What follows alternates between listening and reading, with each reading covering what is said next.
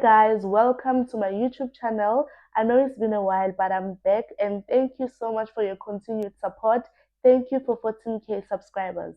On this video, I am going to be explaining the different themes that are found in the book My Children, My Africa. So it is important for you to know all these things because in the exam, you might find an extract and then find an answer that expects you to outline or take out the theme that is found in that specific extract, right? So it is important for you to know all these things. Before I list the themes that are found in this book, I would like to explain as to what is a theme. So when we speak of a theme, good people, we are talking about the central point, the central idea, or the message that is being conveyed throughout the literature or the story. Just like you would find an extract, you would have to try and outline the central point or the message that the extract is trying to convey. Okay? So the first theme that we find in this book is justice and injustice. When we speak of justice, we are talking about something that is morally right, something that is acceptable. And then injustice is the opposite of justice. Injustice is lack of fairness, something that is not right, something that is in violation with the principle. Just like we see in this book, the way in which Black people were treated lacked fairness. They were not treated right, and that was in violations of certain principles. Okay, this refers to racial injustices and how characters respond to it. So the theme about justice refers to racial injustices and how the characters respond to it. In Mr. M's views, justice is keeping up with the law. The students have a different view to his, and their argument is that the apartheid law is in itself unjust. Okay, so that's the first theme, justice and injustice. Now let's move to the second theme, which is generational gap or conflict, right? So generational gap and conflicts refers to the differences between people from different races. Mr. M and Tammy were from different races. Mr. M was older, Tammy was younger, which means they were from different generations and they are not going to view things the same way. They are not going to have the same perceptions, nor will they agree on the same things because they are from different generations. So their ideas are bound to clash. Okay, so this theme refers to the differences between generations from one generation to the next, just like I've just said. The conflict occurs when the younger people do not see the issues the same way as the older people. Mr. M believes that dialogue is the solution, while Tammy thinks violence and boycotts are the best way to fight the apartheid education, as well the apartheid and Bantu education, I mean to say. So can you see the conflict between them? Mr. M believes in dialogue, believes in solving matters in an amicable manner using words and dialogues, whereas Tammy believes that resorting to violence, boycott, is the best way to fight against apartheid as well as the inferior education referred to as Bantu education. Now let's move on to the third theme, which is living a meaningful life. Mr. M was very fond of Tammy. We saw that in the book. And all he wanted was Tammy to live a meaningful life. Okay? So Mr. M expresses frustration that apartheid and Bantu education system were designed so that black children do not have the same opportunities that white children had. He calls this wasted potential and wasted lives. He is passionate about education, that is Mr. M, and he wants Tammy to further his education so that he will have a meaningful life and will be a good educated leader. So according to Mr. M, for Tammy to have a meaningful life, he has to further his education so that he can be a good educated leader. In that way, he will lead a meaningful life. That's what Mr. M believes in. But because of generational conflicts and generational gap, Tammy does not see things in that manner or in that way. Okay, now let's move on to the fourth theme, which is education. We know Mr. M believes and loves education. Mr. M explains that Words and dialogue are more important and powerful than throwing stones or resorting to violence. That's what Mr. M believes in. He believes that education is the best way to solve matters as compared to resorting to violence using stones. Okay? And then the fifth theme that we find in this book is friendship. Friendship that we see developing between Tammy and Isabel. In the play, Tammy and Isabel become friends and their friendship grows as the story progresses. If you have read the story, you will realize that Tammy and Isabel have found a friendship, or there is a friendship that is going on between them. Now, I am done explaining the different themes that we find in this book. And now let's move to symbolism or symbols, the symbols that we find in this book. Symbols are equally important, good people.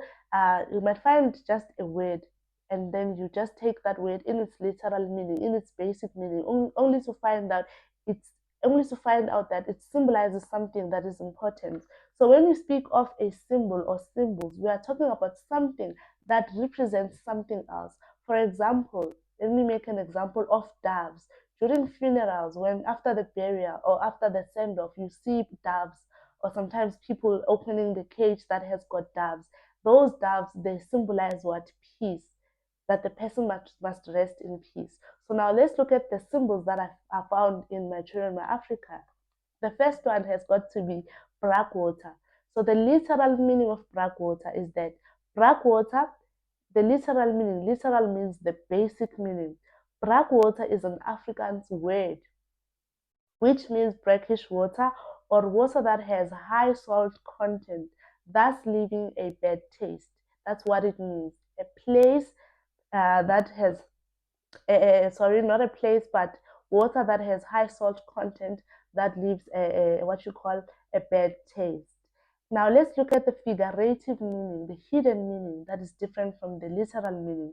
Blackwater is a location for black people in the Eastern Cape. The place is a terrible mess. It is not conducive for human dwelling, meaning it is not a good environment for people to live in it. It is not nurturing or giving life to the people. Therefore, Blackwater symbolizes poverty and suffering of the black people. Let's move on to the second symbolism, which is Kamdibu.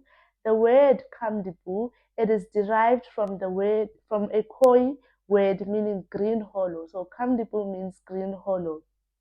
Kamdibu symbolizes a space in the environment which is beautiful and green.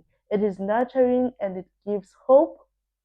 The town symbolizes good life and beauty as compared to Blackwater, which symbolizes suffering and poverty. Now let's look at the third symbolism, which is the school bell. The school bell symbolizes authority and order. Mr. M rings the school bell even when the comrades are at school to kill him. It also shows his defiance to the boycott. When you defy something, you openly go against something, right? So Mr. M is openly defying the boycott by being at school and ringing the school bell. Okay? That's what the school bell symbolizes. It symbolizes authority and order. So as he was ringing the school bell, he was trying to call the comrades or the students into order and also asserting his authority as a teacher. Unfortunately, he was killed. Now let's look at the fourth symbolism, which is matchboxes.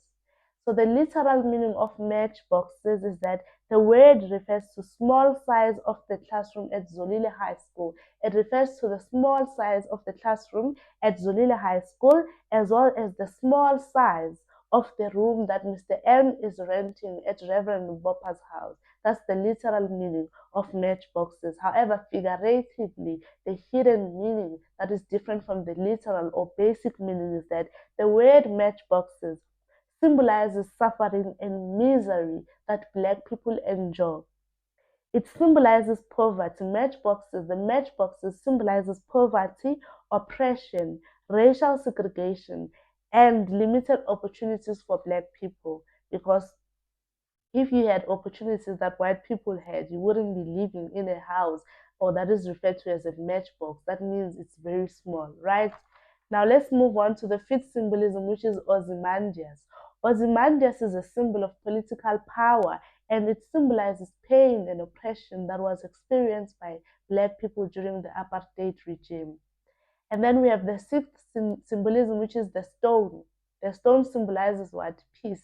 It cannot symbolize peace. The stone symbolizes violent protest and destruction. That's what the stone symbolizes: violent protest and destruction. And then we have the debate, good people.